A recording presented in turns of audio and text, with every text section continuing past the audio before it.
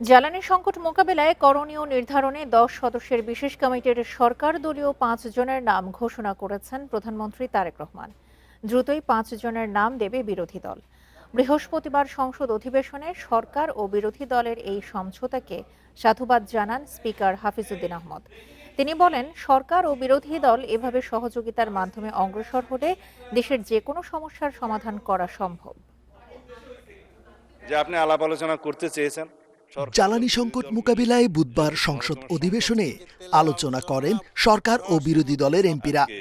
এই জাতীয় এটা সংকটকে কৃত্রিম দাবি করে সরকারের নানা পদক্ষেপ তুলে ধরেন মন্ত্রীরা। ডাক দেন জাতীয় ঐক্যের। জাতীয় ইস্যুতে সবসময় আমরা এক থাকব। এটা আর্টিফিশিয়াল লাইন, এখন এটাকে ষড়যন্ত্র হইতে পারে।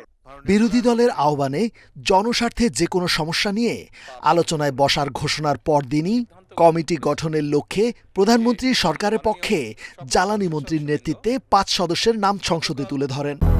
২০০-র বেশি সার্ভিস ও ফিচারে লেনদেনের সব বিকাশ অ্যাপে সম্ভব। আমাদের পক্ষ থেকে ৫ সদস্যের একটি কমিটি গঠন করছে।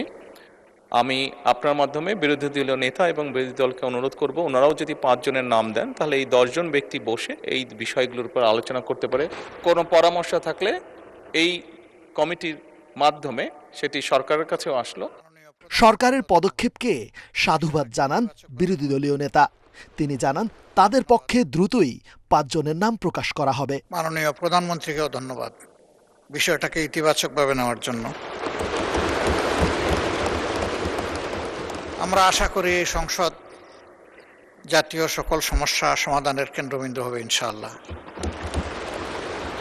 এবং আমরা মনে করি এই সংসদের জন্য এটি একটি নবযাত্রা।